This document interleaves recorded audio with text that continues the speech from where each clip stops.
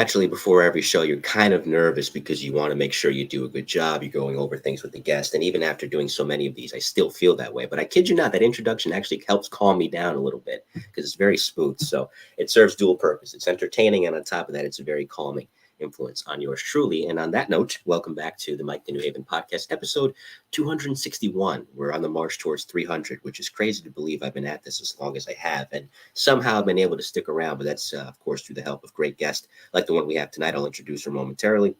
And of course, a great audience. So if you haven't checked out the previous episode, that was The Best of the Bravest, volume 42 of that FDNY miniseries. Retired Deputy Chief Tom Dunn, who came on the program. Tom spent most of his career in the Bronx, primarily as a fire officer, was chief in the 7th Division from 2001 until his retirement in 2015. Very interesting man. Enjoyed the conversation with him immensely. I'll enjoy the conversation with my next guest tonight. But we have sponsors to take care of, or really just one sponsor. But first things first, of course, if you don't know by now, I do have a consulting company, and here it is. Need advice on how to start your podcast? Frustrated with the editing process? Can't find a voiceover guy? Hi, I'm Mike Colón, and I'm here to help.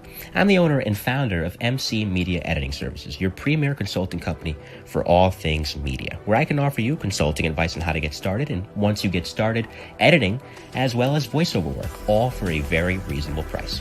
If you want to reach me, you can contact me at 917-781-6189 or the email that you see listed here. I'm always available, and I'm always willing to help. Again, 917-781-6189. Why go to some giant consulting firm that's going to charge you an arm and a leg when you can just come to me?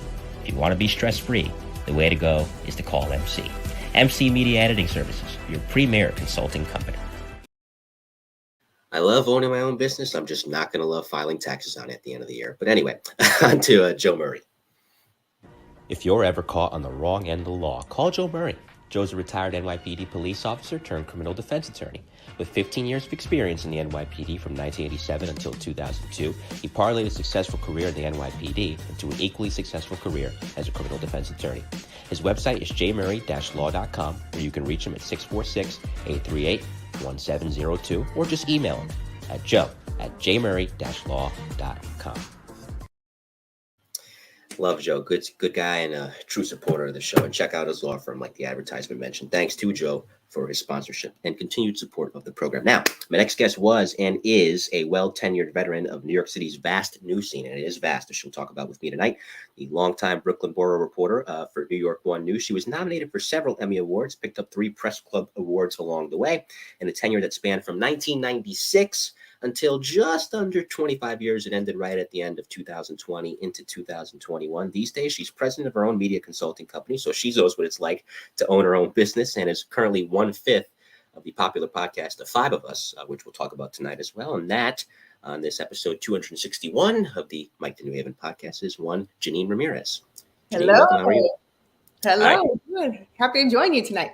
Happy to have you. And for those of you that want to contribute in the super chat who are tuning in via YouTube, it's there as always. Appreciate those of you tuning in via LinkedIn and Twitter as well.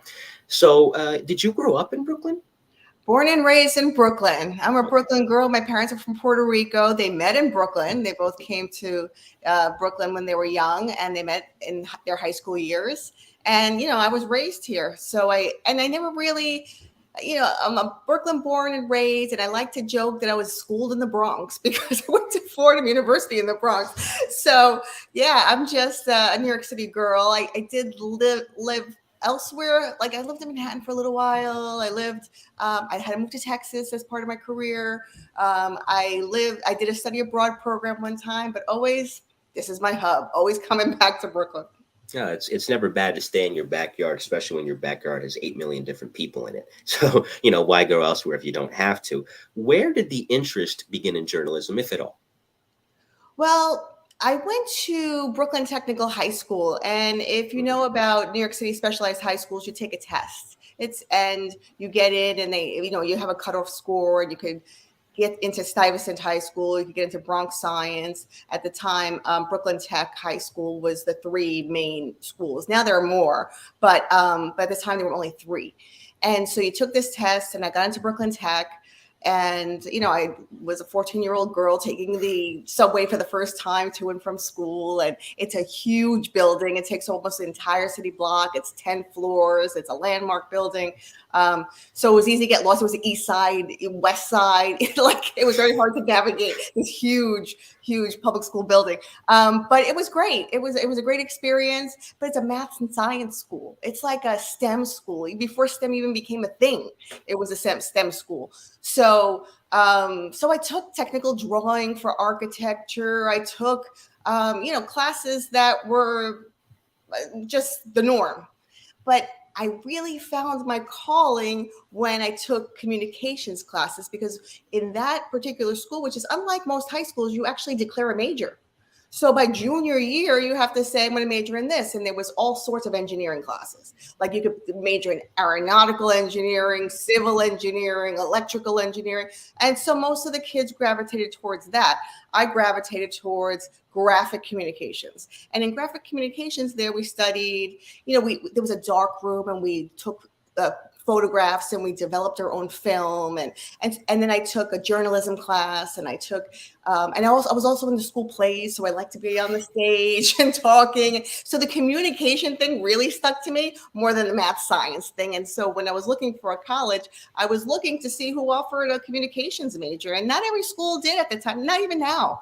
Does every school have a communications major? So I was specifically looking for that because I got my feet wet, back in high school. And there's a lot of different opportunities in New York City that are available if you want to intern somewhere and just shadow along. I remember John Miller coming on the show a couple of years ago and talking about that, that he would follow along in the Pix 11 newsroom, later on the Fox newsroom, before he actually got into the craft and the profession as a reporter. Is that something that you looked into at that time, or is that around the time you went to Texas?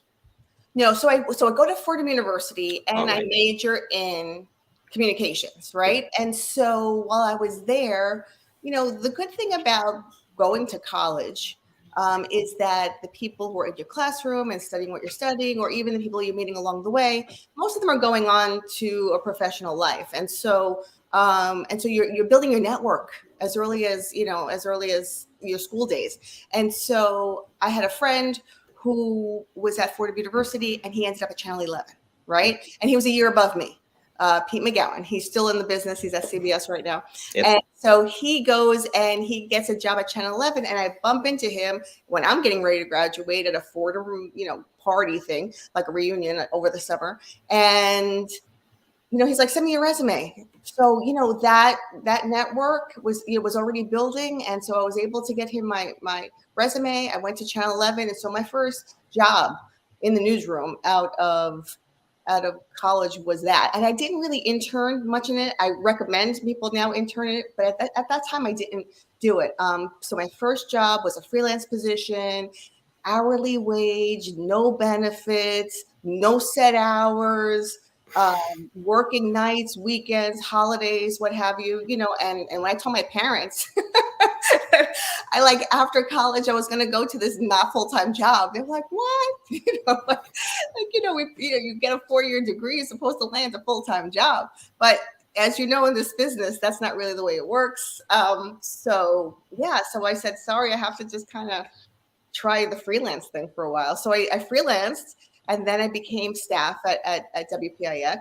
And I worked with some of the people who are still there. Mr. G was there when I started. Kaidi Tong was there when I started. They're still there. Mm-hmm.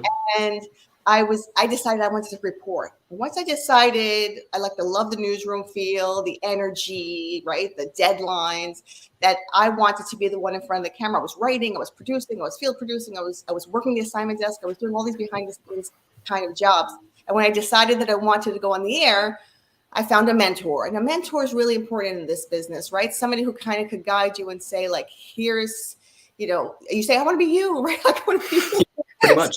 So that person for me was Jason Carroll, who is now on CNN, but he was at Channel 11 at the time. And, we became very good friends. And he was just like, well, Jeanine, you got to leave New York. Nobody's going to put you on the air here. This is not, at the time, there weren't that many stations. There weren't all of these 24-hour stations, right? That was just starting to happen. So he's like, you got to pay your dues in a small market, make all your mistakes in a small market, get on the air, do what you need to do, and then you come back. And so he recommended that I do that. So I put together a demo reel. I used to go to these National Association of Hispanic Journalists conventions that are very, good to get your tape seen and to meet people, also for networking. And I landed a job in Texas in a small town. So I'm coming from a #1 market where I spent the majority of my life, and the #1 media market. And I was going to a size 150 in the middle of the desert. So here's a Brooklyn girl. It was West Texas. It's not even like, a major city. It's like Fort Worth, Houston. None of those. It's none of like those. Tumbleweed. Like you're driving and you have to stop for the tumbleweed to to cross the street. So it was like I was a fish out of water, literally in the desert. And it was a tremendous experience. I went to an NBC affiliate, and he said, you just have to do it. They have like a live truck, take advantage of everything that they have. They were competitive in the market. They were at NBC, and they competed at the same time slot against CBS and ABC. And so, so I learned how to do everything. I learned how to anchor and produce and report and do live shots. And so I did all that stuff. And then, but I was homesick, of course, because I'm a New Yorker. Naturally. And so I wanted to get back. And so I was able to spend 2 years over there and come back to New York. And I just thought about it as grad school, right? Like the pay was terrible. I mean, awful. And when you go to market size 150 and it doesn't even cover your college, tuition. So I ended up over there, and then I wanted to come back, but I didn't. I thought okay, it's going to be grad school. It's not really where I want to be, but they're going to pay me little, and I get the title I want, right? I'm going to get the title of reporter, and then with the title of reporter, I could go on to bigger and better markets. And so that's exactly what I did. I put a tape together there after 2 years, and I ended up back in New York as the Brooklyn reporter for New York One News.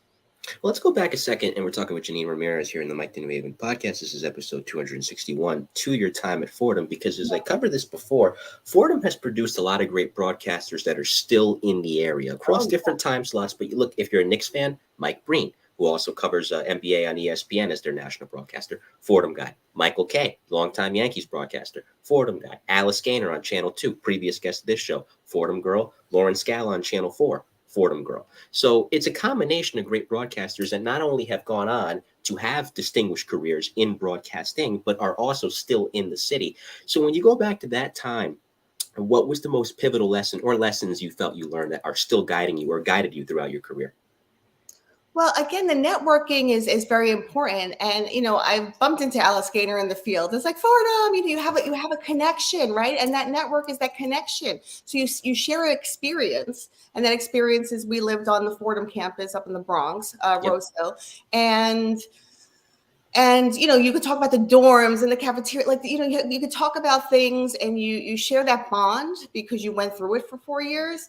And that network, you see it all over. There's Fordham people behind the scenes. You mentioned 4 big people who are, in front of the camera, but behind the scenes as well, there's executive producers in every station that I've worked at, or writers and producers and directors who came out of Fordham. So Fordham is I think it's not as well known. I mean, we have some really well-known Fordham people, but when people think about a great communication school, a lot of people think of Newhouse and Syracuse. Right. So a lot of people that have produced a lot of people, Syracuse.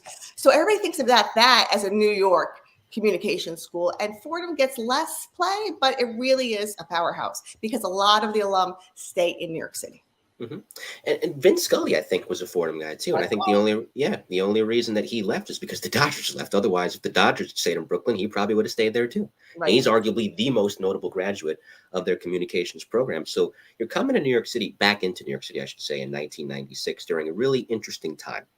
And that when you left the city originally in 1992, things were dramatically different, crime-wise, demographic-wise. Now this is in the middle of the broken windows years, so you have the renaissance that's going on in terms of crime going down. And as you were telling me off the air, you get back right in time to see the Yankees kick off their dynasty, beating the Braves in 6 games. Of course, my producer, Vic, is a diehard Braves fan. He's shaking his head in the background. Sorry about that, Vic. I'm not really. So being there during that time, it had to be magical. You're back in your hometown, and you picked a hell of a time to return. And I covered Brooklyn. So Joe Torre is from Brooklyn, right? So He's in charge of the team, and there's a Joe Torre Little League happening out in Brooklyn. And so I had so much fun, not only following the little leaguers who are watching the Joe Torre, like the era of that dynasty. And I got, there was like the ticker tape parades. It was just so much fun. And it was amazing to be back in New York City during that time, especially because like I said, I was so homesick.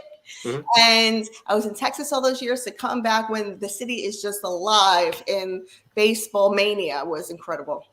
And I imagine this had to be, of course, granted, you're still in the newer stages of your career as a journalist, but still, it's your home borough, it's your home city. So getting into New York One, which is still in its infancy stage, it's only about 3 or 4 years old at the time. That had to be now I'm not going to say completely easy transition. There's still things to learn, but given where you were, it had to be a relatively easier transition than most. Right, because I already knew the neighborhoods, right? I knew the neighborhoods. I already had plenty of contacts because I went to school here my entire life. So my mom was a school principal of 2 different schools, right? So she had a big network of people too. So I knew a lot of people, in politics, in neighborhoods, leaders already from my life experience. And so coming here, it wasn't unfamiliar to me, right? So I think some people who come to New York, they're taken aback because they can't even pronounce Houston Street; they'll pronounce it Houston Street, right? Like they're in a new city, they don't know how to even pronounce things. So I was able to the transition was easy for me, and even though, New York One was a one-man band, so that was a little difficult as well, because being in New York and walking around with your camera and your tripod and doing everything was a little hard. But I had got a lot of support from a lot of the people who I grew up with. Everyone's like, oh my God, Jeanine's back in TV in New York. So I got a lot of support from all these people that I've known throughout my whole life, and family and friends. They're all here too. So that was great. And I just love being back home. Oh, of course. Besides the Yankees, of course, in October of '96, what other story from that early period sticks out that you covered? Well, as a New Yorker, we never go to the ball drop in Times Square for New Year's Eve. Like, that's not a New Yorker thing to do. No, that's a tourist thing to do. Yep. And so my first assignment was big assignment after the Yankees was, you're going to be live in Times Square all night as the ball drops into 1997. And I'm just like, ooh, like New Yorkers actually go and do this, so there I was in the middle of all the out of towners and people who had been there for hours and hours and hours waiting for this to happen. And it was really magical because New Yorkers just don't do it. For whatever reason, New Yorkers just don't go. And so it was fun to experience like a New York City celebration that's celebrated all over the world. Everybody watches the ball drop in New York, and to be part of it and to be there, it says, as a New Yorker, I'm actually here doing this. No, of course. And as you were saying that, again, to mention producer Vic, he's a Washington Heights native. He was shaking his head agreeing with you. That's something that you don't do. I'm not even a New Yorker, but I'm in the city quite a bit, and I avoid it like the plague around that time. I don't understand it. It's uncomfortable. And I remember my bomb squad guys telling me stories.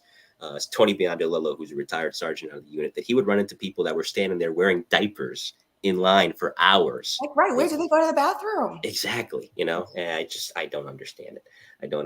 1998 is interesting, though, because speaking of Washington Heights and really New York City as a whole, New York City has a very large Dominican community, and Puerto Rican too, which we'll talk about momentarily. But the Dominican Republic was devastated by Hurricane George in 1998. So going down there and covering that, and again, the connection to New York is there. Tell me about both the local aspect of the city and then actually, of course, if you did go down to DR at all, being down there and seeing the devastation firsthand. Yeah, so New York One, it concentrates on the 5 boroughs, and there's not that many opportunities to travel outside unless you're following a New Yorker doing something, right? Going to Washington, D.C., maybe an elected official, and then you'll go to Washington, D.C. So anything that really affects New York.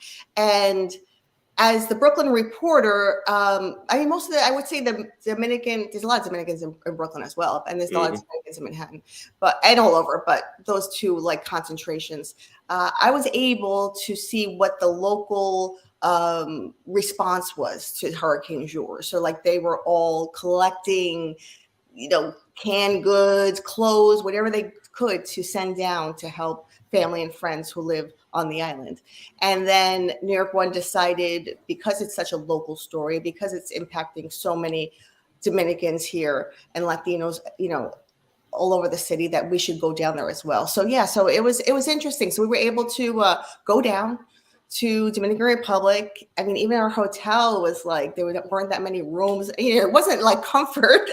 It was like, oh gosh, this room is like soaked. The rug is soaked. Like, let's go to this room, has a dry rug. Like, you can maybe stay here. It was really slim pickings as far as trying to get a car, trying to get a hotel room, trying to get around, trying to get food and clean water for us as a crew, and never mind the people who had been there. So there were plenty of stories to tell everywhere you went. It was quite an experience, and it was great reporting, I think, as far as being able to tell the story of the island to New Yorkers at home. Oh, it's an important thing because it transmits exactly what's going on. I mean, you're kind of seeing that to an extent now. There's 3 NYPD members down in Hawaii helping out after the wildfire. So rather it be personnel going down there or New Yorkers who are living down there now, all roads lead back to the 5 boroughs in most instances. And so it's important to have some station, or if not all of them, or most of them, covering something like that. And that's just it. A lot of people that were at New York One during the early years talk about how it was such a familial atmosphere. There was a sense of the little engine that could. Here's the startup that's starting to make headway in the market. It's not an easy market to break into when you have the 3 giants in NBC, CBS, and ABC there looming over you. But those early years, everyone, I mean, at least from what I've read and heard, people described it as we're all in this together.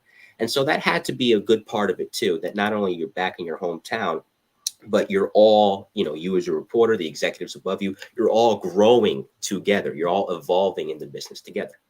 Yeah, no, and that's true. And so it felt at the time like we all had each other's back, right? Mm-hmm. So everybody, and we weren't like very competitive. Sometimes in this business, people are very competitive. Like, that needs to be my story. I need to be the lead story. Like about assignments, territorial, about locations. And that was never the case in the early years of New York One. Like, everybody just needed to get stories on the air. There was 24 hours to fill, and there was plenty of room for everybody. So you just turn stories as much as possible. And so there wasn't this very competitive nature. So it felt like a family. Everybody grew up together. And also, as we were growing into a station that was becoming more familiar to New Yorkers, New York One became an institution in the city. And it was also the height, I think, of local cable news, right? So everybody had local cable news. You just turned on your cable box, and by default, you're watching New York One because the parent company owned the television, owned the cable system, and you just turned it on, and everybody became familiar with New York One. So I just feel like the early groups in the 90s, coming into the 2000s, were really helped really build this brand, the New York One brand. Yep, there was New York One and News 12 at the time, too, that was starting to make headway. And look where both those operations are now. It's incredible to see the growth over the years. Getting there originally in 96, that 96, 97, 98 period, who was someone or multiple people, you can say, that you bonded with, either that was on the camera with you or behind the camera? So I got along with a lot of the people who were from Brooklyn. They were the ones like, hey, here's the story of my neighborhood, right? So like right away, that was like a quick connection. It was just like, oh, there's this bodega around my corner. So right away, for people from Brooklyn, and one of those people is Dan Jacobson, and he was from Brooklyn, and he lived in Prospect Heights, and he eventually moved up and became the news director at one point. So he was in politics for a while, but feeding me stories. Hey, Jeanine, cover this.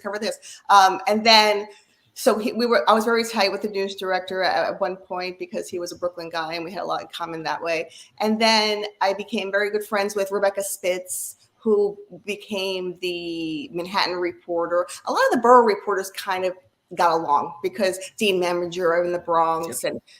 and Rochelle Boone over in Queens, because we were all doing the same thing. And we would be in the newsroom. We were rarely in the newsroom at the same time because we're all out in the field. But when we got into the newsroom, it was like, oh, representing a borough. I represent Brooklyn. And so we like the Bronx. And we have pictures. Even Dean and I have a picture with Brooklyn versus the Bronx, or, so we really identified with our borough. And we were, it was in competitive spirit. It wasn't really competition, but a competitive spirit. They would be like, oh, Brooklyn's better. Bronx, so it went up. But we did bond as the borough reporters. Oh, of course. And I think Dean's still there, if I'm not Yeah, mistaken. he's still there. Yeah, but he's no still working longer on the Bronx reporter. Ah, yeah, Yeah. he's moved on. He's, of course, he's the son of Dean. I forget I believe it's Dean's Memager Senior. Correct? Yeah, Who was a Knick. Mm-hmm. Yeah, remember the Knicks 1973 championship team. So real quick, I've covered this with my police and fire department friends who've been on the show, but from a news reporter perspective, it's been covered a couple times, but not in depth. That summer of 1999, which by the way was pretty eventful because you had the Knicks in the finals, into 2000 was a chaotic time. People don't know what's going to happen. I've heard you guys kind of talk about it a little bit on the Five of Us too, from that time period. But your preparation personally as a reporter for the year 2000, take me through covering the Y2K craze. Well, as borough reporters, we all had to be in our borough. We all had to be in our borough to like go around, you know what I mean? Sort of like, here's what's happening in Brooklyn. Here's what's right at the stroke of midnight. So my assignment was at Grand Army Plaza by Prospect Park. And they had a whole big, party out there with fireworks. And so all night we went around the 5 boroughs where there were huge celebrations in each borough. So that was, I did the Brooklyn thing that night. But yeah, everybody was scared. Across the world, everybody was scared that like nothing was going to work in 2000. Like, oh my gosh, make sure you take money out of the ATM because that you may not be able to get cash with this Y2K bug that's going to knock out all the computers, and make sure that you back up, whatever you have on a computer, because that's going to like die too. Because I don't know why there was this rumor that everybody believed, that everybody bought into, that that the electronics weren't going to really understand the 19 going to the 20, but nothing happened. The line that sticks with me is it's a Five of Us episode where Amanda, who was an intern at the time at WNBC, was in the office and she was saying, "Yay, we're not dead." When the clock hit midnight. If I could take a time machine, if those things existed in real life, I would take it back to that time frame just to see how people were. Yeah, of course, hindsight's 2020. Yeah. And in the year 2000, talk about local again. Going back to baseball, Subway Series, Yankees against the Mets. And that also has a connection to Brooklyn, not because of Joe Torre solely. John Franco, who was a Mets Senate man, former closer at the time, who should be in the Hall of Fame, by the way, is from Brooklyn. His dad was a sanitation worker and everything. So getting to have, I imagine, a hand in covering something like that, which is the ultimate definition of local, and it's playing out on the national stage. How cool was that for you? It was cool. What happens is, okay, Knicks were Manhattan based, right? Rangers are Manhattan based. So Manhattan got a lot of action when it came time for sports coverage. So if you were either a Manhattan reporter, if you're a sports reporter or a general assignment reporter, you got that. Bronx had the Yankees always, right? So if you were the Bronx reporter, you always did stories about the Yankees. Like even when they roll out, oh, here's what we're gonna have at the concession stands this year. You get to try the food, and it's like a lot of fun. So Brooklyn didn't see any of that action. We had the Brooklyn Cyclones. So we got under Rudy Giuliani. One year is the AAA team to the Mets. And so I was there in Coney Island, with the whole opening of the stadium. And so that was a big deal for South Brooklyn, but it wasn't like on this professional stage until the Brooklyn Nets were coming to town. So once the Brooklyn Nets were coming to town, now I got lots of stories for Brooklyn, right? Because I got what their team uniform looked like, the construction of the first shovel in the grounds for Barclays Center, the first Jay-Z opened up. I was standing outside Barclays Center reporting on Jay-Z opening up this, arena and welcoming the Nets in. And so I got a lot of action on the sports stage when the Brooklyn Nets came to town, because finally Brooklyn had its first professional team since the Dodgers left. Yeah. Well, I'm a Knicks fan, so this podcast is over. No, I'm kidding. But we actually can talk about that a little bit later in the show, because that was an interesting time period when they were making that move from New Jersey, where they had a pretty decent fan base, but not as much as you would get, of course, if you're in the 5 boroughs. But we can definitely touch on that later on as the podcast progresses. Now, in the summer of 2001, you had one of your children, and right after that is when September 11th happens, and it's affecting everyone. Brooklyn obviously is affected. Look at the first responder side of it alone. As I've covered before, the FDNY was decimated. Quite a few of their companies based in Brooklyn lost the entire chart that was working that day. And for those of you in the emergency service unit, of course, Truck 7 and Truck 8 lost Sergeants Rod Gillis and Officers Ronnie Cloper and Santos Valentine. And then there's the civilians that worked at the World Trade Center, too, that lived in Brooklyn. So covering that as a New Yorker, where it hit so close to home, and we're about to come up on 22 years since. Tell me about your late 2001, early 2002 covering that. Well, I happened to be home on September 11th because I was on maternity leave, right? So I had my child, I was on maternity leave, I'm holding my child, watching the television, not believing what I'm hearing and what I'm seeing. Kristen Shaughnessy is on the payphone, dropping the payphone, running as the towers are collapsing. And I just felt like I need to cut my maternity leave short. I need to get back to work, which was a little crazy at the time, but it was just this compelling reporter instinct that I had that I needed to get back to work. So my babysitter that I was hiring came early on the 12th, and I started, I cut my maternity leave short and I went back to work to cover. So from September 12th on, but then from September 12th on, it was very difficult, right? It was difficult to get around the city. I couldn't really get into Manhattan. The bridges were closed. The tunnels were still closed. I did a lot of reporting from Brooklyn, and I had to sometimes I had to walk across the Brooklyn and Manhattan bridges to get my footage over to the station. So it was a difficult time reporting physically, and then emotionally. Emotionally, it was very difficult because there were so many people lost within my community, at Brooklyn at large. Every neighborhood suffered, some neighborhoods more than others as far as people from their community. And so we covered funeral after funeral and talking to the people that are left behind. It was devastating, and it's the most important story that anybody who covered 9/11 and the aftermath of 9/11 has ever covered. There hasn't been anything to top that. Oh, of course, and hopefully never is. But one story that sticks out to me, talking about the ESU side, as I mentioned earlier, a friend of mine, Kenny Winkler, was an emergency service cop in Truck 1 in Manhattan that day, and he was operating at the command post because he was going to go home right when the first plane hit. Then, of course, he went down there. And pulling up from 7 Truck in Brooklyn is Ronnie and Santos. And I'll never forget Kenny saying they must have been driving so fast that when they pulled up, you could smell the brakes on their truck. They must have been driving so fast. They suit up, they go into the South Tower, and as Kenny told me, that was the last time he ever saw them. He never saw them again after that. They died heroically, and they remain remembered, as does everybody else who perished that day. And 2 months after this, of course, there is a time to try and heal. But right when New York is trying to heal comes another gut punch. This was not terrorism, but this was still a tragedy when Flight 587 goes down. Right. So it's just, one terrible thing on top of another. And you were telling me off the air, you had a hand in covering that as well. Right. Yes, because we thought it was terrorism, right? We didn't know. Now a plane goes down so quickly after what happened on 9/11 that people thought it was that. Mm-hmm. And so I was able to get over to the Rockaways because I am in Brooklyn relatively quickly. And then they closed down all the bridges over there. So I was one of the few people who was on the site as, Rudy Giuliani showed up, mm-hmm. who was mayor at the time.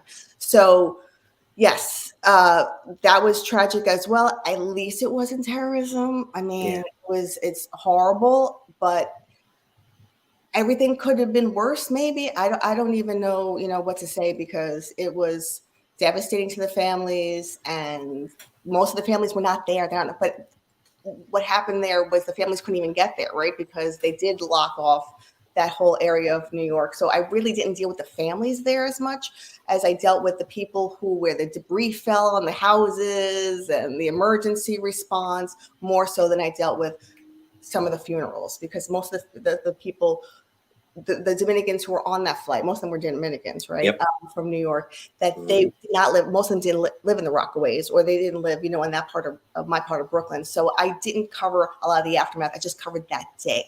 But going back to what you said about 9/11, there is a firehouse down in Red Hook that I covered all the time. Every year we'd go back to that on every anniversary. And there was a truck that responded to 9/11. And then, Red Hook is right. If you go right through the tunnel, you're in Lower Manhattan. It's just right there. And there's one firefighter who was on a truck, and he with the entire crew, and he was the only one who returned. So every year I would try to interview him. He was, every year he had trouble talking about it. It was traumatic. And the families used to go to the firehouse because they felt more connected to that firehouse sometimes than the actual big, ceremony that they had at the World Trade Center area, sometimes because the firehouse was more like an intimate family. So a lot of them would come on 9/11 also to that firehouse. So those kind of stories stick out as, just intense. Yeah, they're intense. Yeah. Yeah. Before I move on to lighter subjects, just real quick, as you know, following the show, I'm a huge Fire buff. Would you happen to remember the company, or you don't remember the company? They're called, well, their nickname is the Happy Hookers because it's Red Hook. Fair enough. I'm thinking it's ladder 15. Yeah, I'll look into it. I can't remember the call letters right now on the ladder and truck company. Yeah, I'll have to look it up later because as like I said, I'm a huge Fire buff, so I got to figure out what company it was because that's just the insatiable journalist in me. And speaking of journalism, Brooklyn's the largest borough of the 5, so there's really, I mean, at least from my interpretation of it, there's no shortage of stories to cover. So you must have never felt bored on that beat, or were there days sometimes? Correct me if I'm wrong. Where you're like, man, what am I going to figure out? What am I going to cover today? Well, we were sort of like a one-man bureau. Like we were a one-person bureau where we had to find our stories, set up our stories, make phone calls on our stories, show up to our stories, shoot it, edit it, and it became more so as the years went by because the business is changing, right? And it has been changing. So in my course of my 24 years, like I was in the beginning, I didn't edit my stories. By the end, I was editing my stories. In the beginning, I had help setting up stories with an assignment desk. Later, I was the assignment desk. So it was more work towards the end as far as doing more people's jobs for the same amount of money. It wasn't like I was getting everybody's salary, right? So it did change over the course of my time there, but but there was always, Brooklyn is so big and there's so many stories to tell. And it would be, I think this is the statistic, that it would be the 4th or 5th largest city in the entire country on its own if it wasn't part of New York City, right? So it's bigger than a Boston, it's bigger than a Houston, it's bigger, more people. So it would be like a city by itself. So there was not a shortage of stories. There were some stories you could count on every year, right? That you would always do a story on, like West Indian Day Parade. Everybody knows that the West Indian Day Parade happens on Eastern Parkway in Brooklyn every Labor Day. And so there was plenty of stories to do around that. The costume making, the steel band practicing. So there were some stories that were like built in over the course of the year. And then lots of stuff happening all the time. So, and then you just stay plugged in lots of institutions, New York Public Library, the Botanic Garden, the building of Brooklyn Bridge Park, the building of Barclays Center, so there was a lot of stuff happening. Coney Island has stories every year. And that was like a built-in story too, and that's what I won the New York Press Club award on. One of them was my Coney Island coverage, because in the year 2010, it was a whole renaissance, like a whole resurgence of Coney Island, with a new park, Luna Park, and a new company that came in and took over and it really rebuilt Coney Island. So Coney Island, there was always a story every year too, right? So it was like, when Coney Island opens, what's new here this year, what's happening for July 4th on Coney Island. So the hot dog eating contest. which Joey Chestnut has dominated once again. Exactly. So there's that. I actually forgot that's in Brooklyn. There's so much focus on him that you actually forget where it takes place. Right. But one thing I would like to touch on a little bit is, as you said, those awards. It's one thing when your colleagues tell you you're doing a great job, or your friends and your family tell you you're doing a great job. And that's important. Don't get me wrong. It always means a lot to hear that. It means a lot to me when people tell me this show is a good show, because I'm like, what, you watch this idiot? But, when you actually have that award sitting in front of you and it says your name on it, maybe it doesn't mention the story you did specifically, but nevertheless, it is a recognition from your peers in a physical sense, having that award in your hands, like I said. When you won an award for the first time, how much did it mean to you? And as the other awards came in, how much did they mean to you as your career continued to evolve? Yeah, I think the first one is always the biggest one, right? The first one is always the most meaningful, because you put all this effort, and when you win that first one, not only are you nominated, you're like, whoa, I'm not nominated, right? And I get to go to the award ceremony, but then they call your name and you get to hold it.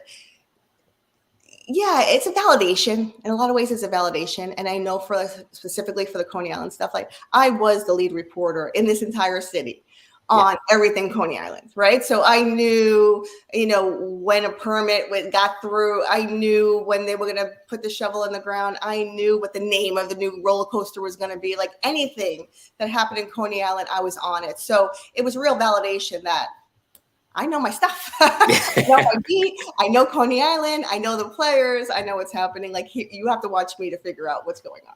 Of course, it's the ultimate flex. It's me, I'm her, as you hold up that award. And rightfully so. Like you said, it is a validation. And Chief Steve Irato, I should say, a loyal viewer of the show, Happy Hookers Engine 279 and ladder Yay, 131, 279 and 131. 252 Lorraine Street. Thanks, Steve. Yay. Thanks, Steve. Appreciate that information coming in, because I was going to research that later on. But of course, you came in handy there, and I appreciate that. I always ask any reporter who was working during the era, I asked this too.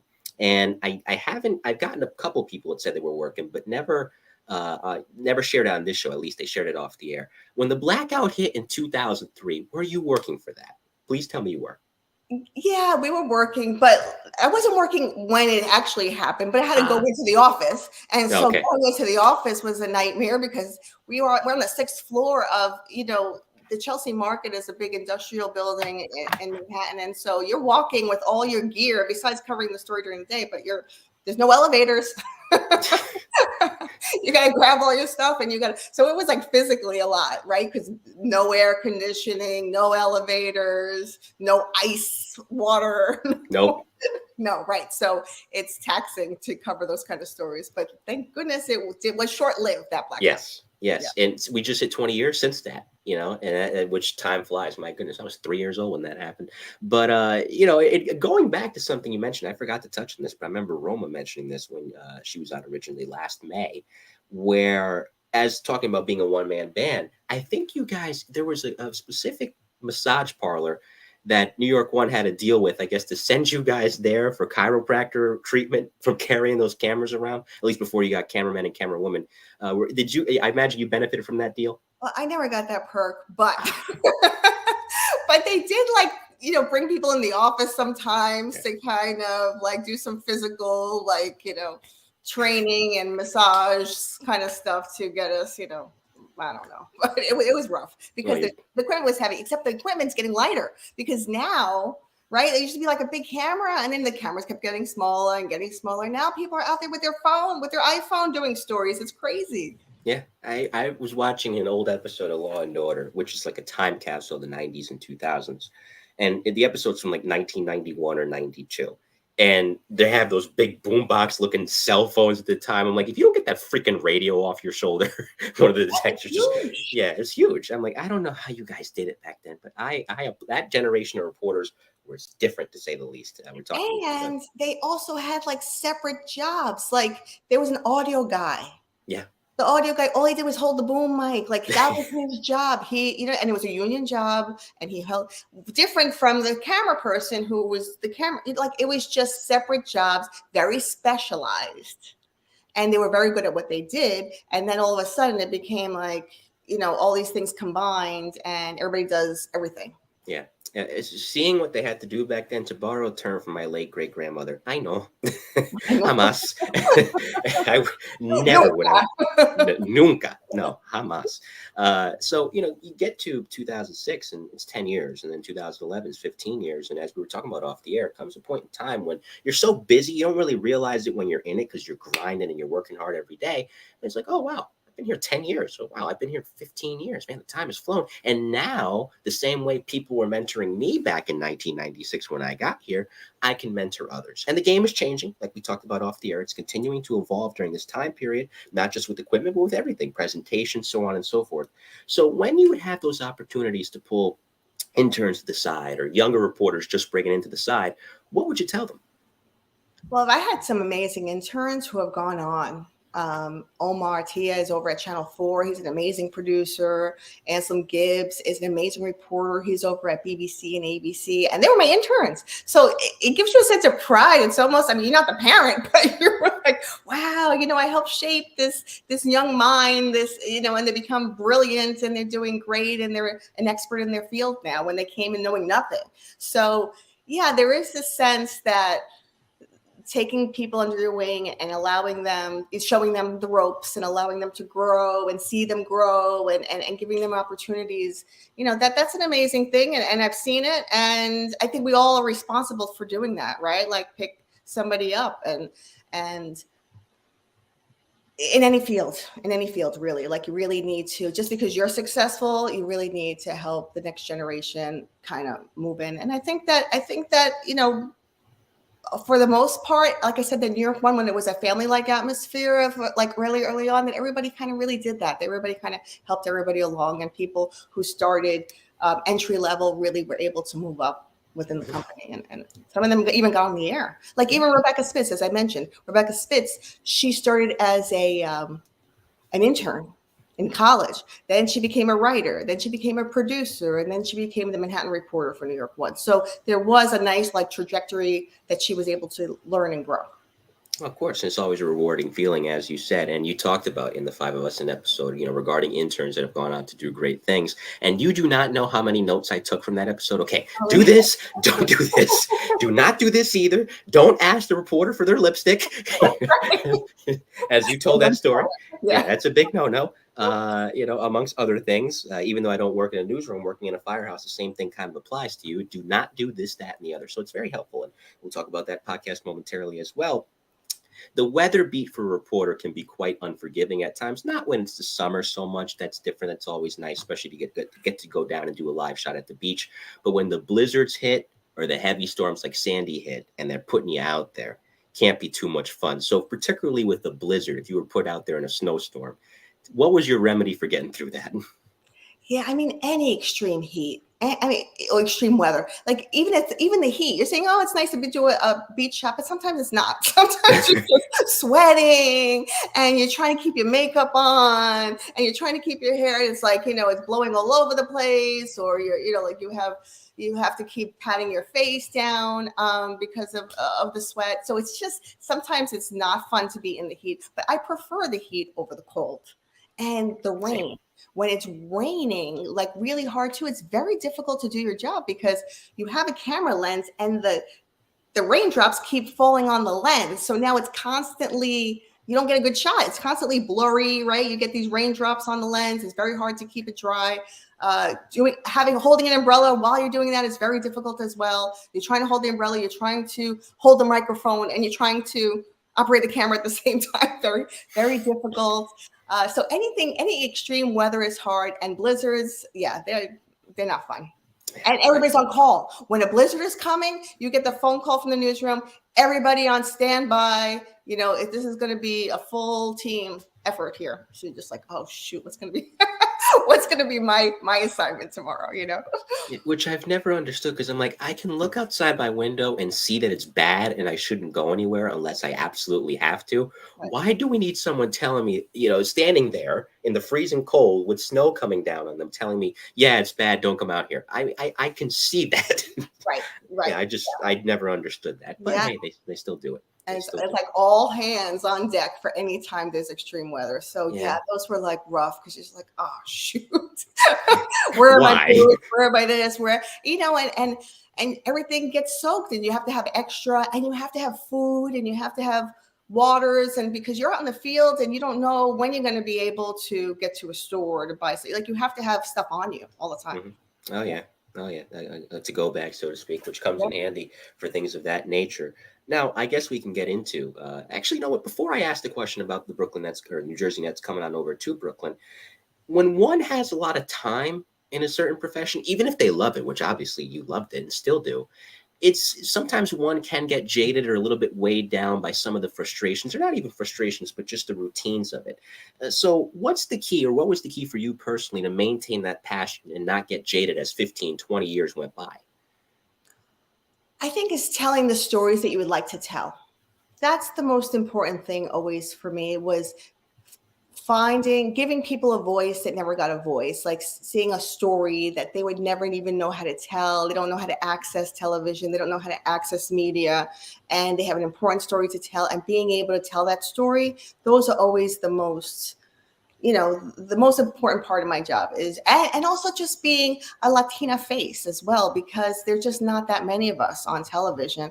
And I didn't grow up seeing a whole bunch. I remember some, Gloria Rojas, like I can remember, like seeing a couple of Latina faces. Now there are more, but still we're just not at the level for Latino men and Latino women on television. So that was also kind of important to me, and to give back to my community, right, in any way I could.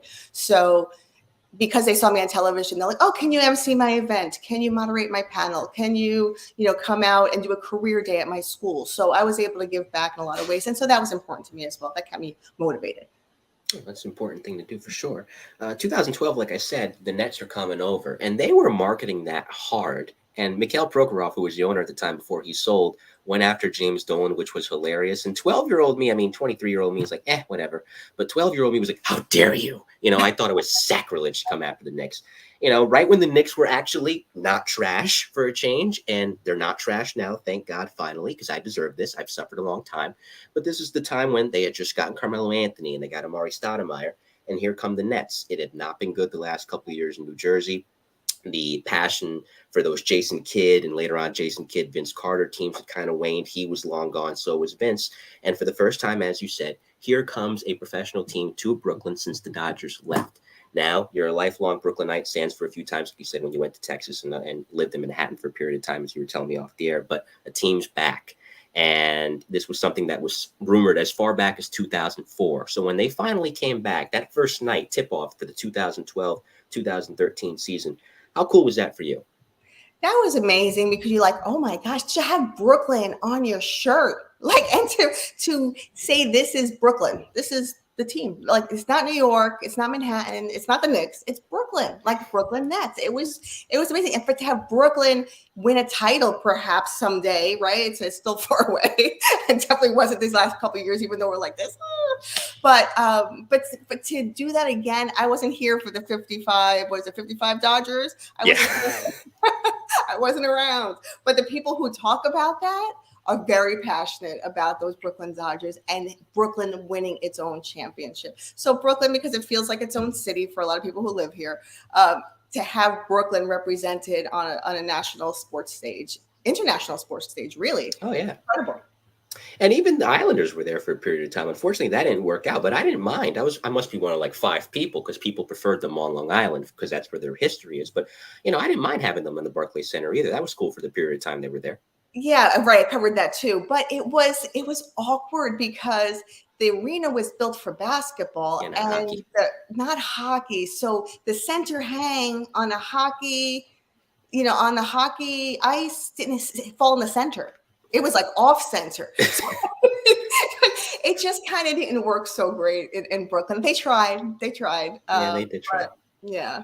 And Long Islanders took the LIRR in, right? So we have a lot of Long Islanders in Brooklyn. And for the Brooklyn Nets, we get a lot of New Jersey folks still because they're longtime, diehard, Nets fans, and they travel from New Jersey into Brooklyn for the Nets too. So yeah, it's a whole other reporting experience being there for everything that they do, really. Even though I'm a lot calmer now as a sports fan, I'd like to say thank you very much to Kevin Durant for having his foot on the line in Game 7 against the Bucks 2 years ago, because I was not prepared for a Brooklyn Nets championship. I cannot deal with that. Oh, we were crying. I know. And even then, that kind of, and again, thankfully, my Knicks are not trash anymore, and they're finally making me proud. But even then, that was a seminal moment where it's like, holy crap, we really suck. That Kevin Durant and Kyrie Irving, and later on James Harden for a brief period of time, went to Brooklyn. That was a huge flagship moment. It didn't work out the way it was intended to. Thank God for that. But nevertheless, that's huge. That at least Brooklyn's on the map. Even now that those guys are gone, Kevin Durant, all kidding aside, spoke very well of the organization. And the team's still good. They got a lot of good players. They have a bright future. And a lot of them lived in Brooklyn. So this was a real phenomenon as well, because most of the time, if they're even playing for the Knicks, the basketball players, they live maybe in Manhattan. A lot of them live in Westchester. A lot of them have mansions in New Jersey. Here, Brooklyn players were actually living in Brooklyn. Kevin Durant had a house in Red Hook. So that was phenomenal. And I interviewed Joe Harris at the time, Joey Buckets, right, who won the 3-point contest at one point, who just got traded. But anyway, he was living downtown Brooklyn, and he said, I might take this because, he kind of looks like a regular guy if he's not in uniform. So he was like, I just take the subway. I go over here. I go to the training center over here in Sunset Park, and people don't even recognize him. So, I had this fun story about all these Brooklyn players who now live in Brooklyn. And let me tell you, Blake Griffin, who majority of his career was spent in Los Angeles and the glitz and glamour out there with the Clippers, obviously he got to do it all out there. When he speaks of his time with the Nets, Same thing. He absolutely loved being in Brooklyn, and he was in that for not that long. He contributed positively, I must say, but same thing. It's a really friendly. That's the key thing I think Durant I mentioned a few years back that factored into his decision. It's very friendly if you're trying to build your life there outside of the sport that you're paid to play. Whereas that's true, it's a drawback that if you live in New York City and you have a team in New York City, but you got to go all the way out to Westchester and bear that traffic, it's a little hard. It's a little hard. So yeah, no, listen, there's a good and there's a passionate fan base there. I respect them It's immensely. growing. It's growing. No, for sure. I can see that. I can see that. And like you said, you still have the Cyclones there, I believe, too, which Edgardo Alfonso is now managing. So we had a weird, I mean, that's the only way to describe the year. That year was terrible, but you can't forget about it, which is the worst part. And that's 2020. When in March, everything just hit the fan, to say the least. So being a reporter during that time where you see all this equipment, take it to your house and do your job from there. Tell me about your March 2020 onward. Yeah, being a reporter, they said those working on the front lines, and every time they talk about the front lines, they always talked about the doctors and the first responders, right? But we were also having to work every single day, so we had to go into the field, even though we transitioned some of the production work home. We were still in the field. So we were like all masked up. We had to have extenders for our microphones so we could try to be 6 feet away from the subject that we're interviewing. But we were still out there doing, covering news. And there was so much news to tell with COVID. Then I was anchoring. So those were my reporting days. Like I would have to go and figure the whole field thing out and then produce and edit from the house. But then I had to anchor on Sunday nights. So we would get all the equipment to the house. And so now I was like the engineer. So now I had to be the anchor. I had to edit some scripts. I had to be the person on the air, talking the whole time. I had to turn my living room into a studio. So behind me, I put the television and I put the logo, the station's logo behind me. And I would set up the light and I would set up the audio and everything. I was like the tech person on top of everything else. So it was, and then I was doing it at my house, right? And I have children. So here's me, stay upstairs. Do not come downstairs. If you need to drink water, drink from the bathroom faucet upstairs. Like, do not come downstairs because we're in the middle of a live broadcast. I also had to disable my telephone and I had to disable my doorbell. Because last thing I needed was to ding, ding, ding, ding, ding, like on my doorbell while I'm doing a broadcast, for the entire city. Amazon. Exactly. Oh my goodness. Yeah. And of course, later on that year is when you leave New York One. And for those of you that want to look up the whole situation, you can. We're not going to mention it here. But nevertheless, I mean, it's 24 years of your life. And then like that, it just comes to a conclusion. So that transition, I mean, you're doing very well for yourself now. And we're going to talk about your consulting company and the five of us momentarily. But just that awkward moment in January 2001 where it's like, dang, like, what now? What? Tell me about that period in your life. Yeah, I mean, it's, in one way, it's unfortunate that my career ended the way it did because I didn't anticipate it to end like that. But at the same time, it allowed new opportunities, right? And so I was like, well, what else would I have done if I didn't put all my eggs in this basket that's called news reporting? And I was like, I would always like to have my own business. I would love to have my own business. So I took a business class with the city's Department of the Small Business Services, and they had an online class, and they taught me entrepreneurship and how to start a company. And so I started a media company. I'm like, what can I do? What are my skill set? What's my skill set, right? And how do I help others? Well, I could help them do some on-air stuff. I could help them with writing. I could help them with getting press attention to their events. I could help with moderating events. I could help. So there's a lot of things that I thought that I could offer. And so I've been I've been doing great so far. So my first client was IBM, which was huge because they hired me. They're the technology behind the Excelsior Pass, which is New York's QR code to show that you're vaccinated, right? Like that was their system. It was called Excelsior. But IBM was the technology behind it. So they wanted to explain what it is. What is this digital pass? health pass, but it's going to be used as digital credentials in the future for everything, for airline tickets, for driver's licenses, so they wanted somebody who was not one of them, right? Like who was a reporter type, me, to interview their executives on what is it, what are the privacy issues around it, how do we use it, how's it going to be used in the future, how's it being used now for the pandemic. So we created a video, and then I got another client who it was charter school network, and they really needed like more publicity. They really needed to elevate, exposure of their school. And they had like 12 schools, 15 schools in Brooklyn. And we were able to get them in the Daily News and get them on Channel 11 and get them on the local. So that I was doing behind the scenes, and I was the IBM, I was on camera, but this one I was behind the scenes. And they caught the eye of Mackenzie Scott, who gave them $11 million. Right, Jeff Bezos' ex-wife, who's now a philanthropist and giving out money. So that that was great. That was like 2 years I worked with the school. I'm working with the Dr. David M. Milch Foundation now, and he has an incredible immersive art exhibit about the Holocaust. His mom is a Holocaust survivor, so this is he's very passionate about it, and it's a traveling exhibition. So it started with press previews in New York. It's now going to Brandeis University. So I'm helping him with that. I'm helping this author. His name is Michael Dorta, and he wrote these books, these fictional series on Puerto Rico and its roots. It has like a historical context, but it's fictional. And so, I helped get him on NBC, and we put him on Channel 11. And so, so I'm helping with some publicity, some on air stuff. And my big announcement, which I was saving for your show, is I am going to go back to television. I got a hosting job, and I will be having my own show soon. It's being produced by HITN TV out of the Brooklyn Navy Yard, and it's going to be not only on HITN, which is national, but it's going to be local on a local channel as well. So congratulations. Yeah, thanks. So I have a lot going on. I'm also working with the Chef King Fajana Kong Foundation.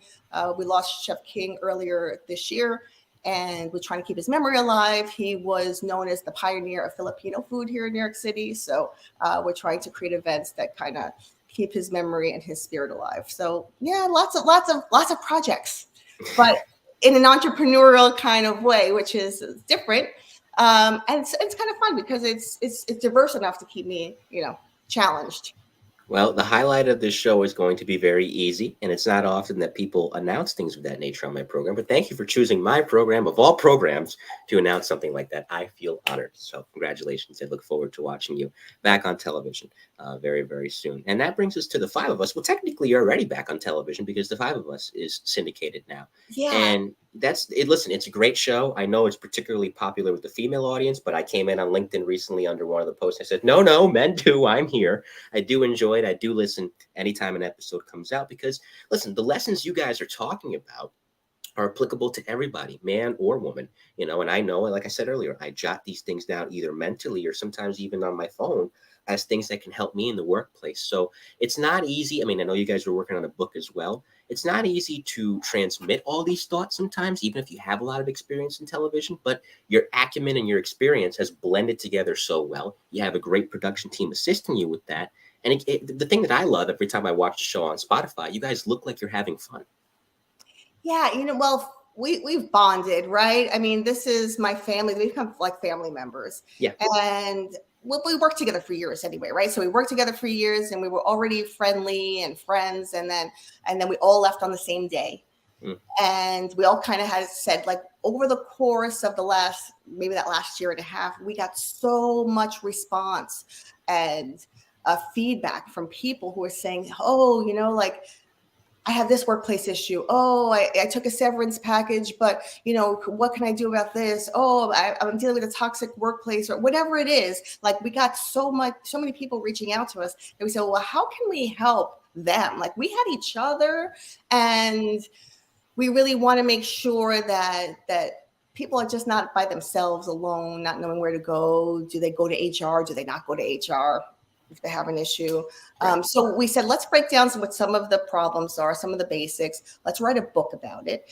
And as we were getting the book together, publishing companies were like, you know what would really be helpful is if you start the podcast, because the podcast will help you build that audience already. So when the book is ready, it'll be easier to market. So with that audience, right, you could plug it there, and hopefully that'll be, they'll buy your book. So we started with the podcast first. So yeah, so far so good. We do have a lot of fun. We are friends. We hang out together. We've gone away together. We know each other's families. We've been to each other's, like a lot of things, and we talk every single day in a group text. So we always know what's going on. Yeah, of course. And even like I said, it's informative because the episode you guys did on NDAs, I'm like, that's how those work. I knew about them. I just didn't know the intricate process behind them. And for those of you that aren't familiar, The Five of Us is a podcast. And if you search it up, you can find, of course, on Apple as well on Spotify. And it's hosted by Jeanine, also Vivian Lee, Kristen Shaughnessy, Amanda Farinacci, who's previously been on the show, and Roma Tori, who has also previously been on the show. So please check it out. Like I said, very informative stuff. And sometimes even like the last episode you guys did were just favorite videos you guys saw on social media. So there's lighthearted discussions too. And like I said, it's a very, very easy and enjoyable listen. So besides these things, I mean, you got a lot going on. What are some other goals you have? Because you seem like such a go-getter. You seem like such a passionate person. You don't stop. So what else do you got cooked up?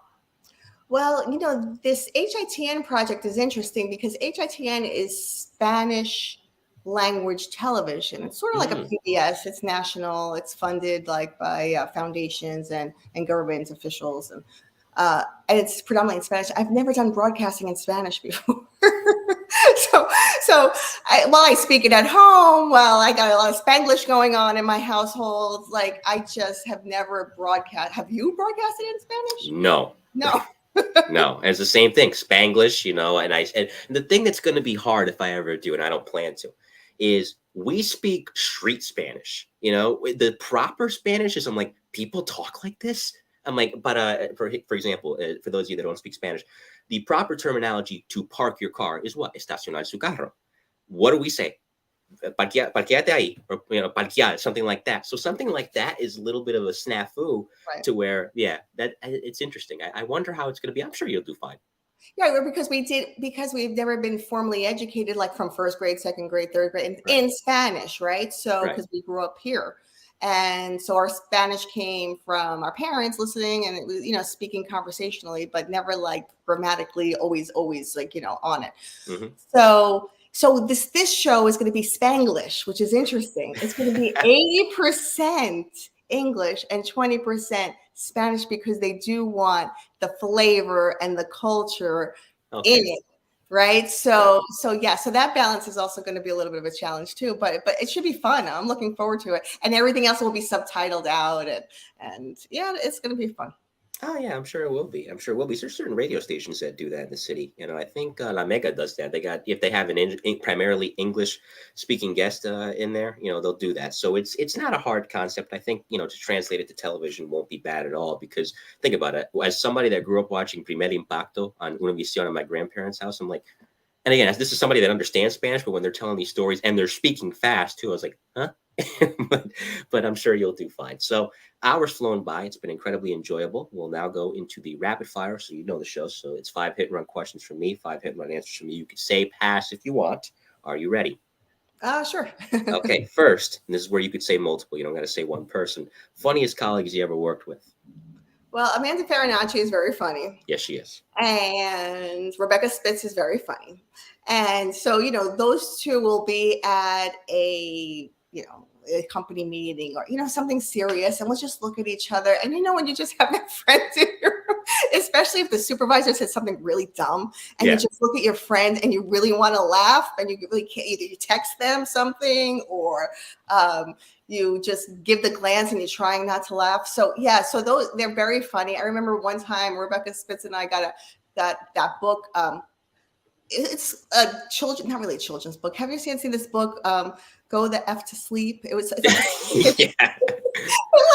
we spent hours laughing about this book, So they're very funny. They get my sense of humor, both of them, and I would say those two. Yeah, Amanda's deadpan. That's what makes her sense of humor very good. Like she'll be talking in a normal conversational tone and she'll drop something in there. I'm like, "Wait, what?" And then I'll just start cracking up, either that she's done it on this show or on the five of us. And listen, my producer and I are the same way. He's one of my closest friends besides being my brother-in-law. So he knows there's certain situations where I'm like, if we're in an absolutely no laugh situation, don't look at me. Like Right. we can't look at each other because we're gonna laugh. You know? Right. We're gonna laugh. It comes in handy, especially during the hard times. Second, favorite interview you've ever done? Favorite interview. Well, I don't remember it because I turned into a 12-year-old fan because I interviewed Ricky Martin. And so all of a sudden the adult Jeanine became like the 12-year-old who had the pins and the outfits. So yeah, that was like, wow, I interviewed Ricky Martin, like only because it brought me back to my preaching self. Oh, of course. Third, most uplifting story you ever covered? Most uplifting. There were so many. I can't. Yeah, that's going to be so hard. A little pass on that one because there's so many. Okay, but no problem. If I think of one, I'll let you. One in particular, I'll go back to it. No problem. Fourth, and this is where you can say multiple. It's fine. You don't have to pick one. Favorite bar or restaurant in New York City, particularly Brooklyn, I imagine, for you. Yeah, I do. I mean, I love going around in Brooklyn. Like the one Brooklyn Bridge there's a hotel in Brooklyn Bridge Park, and they have an incredible rooftop. I don't know if you've ever been, but it's incredible. Like you can see the Statue of Liberty. It's just, you see all of downtown skyline. You see the boats. I mean, it's just amazing. And the other one that I like is one in Manhattan, RH. Have you been there? It's Restoration Hardware is like a store, right? Mm-hmm. Like they sell furniture, high-end furniture.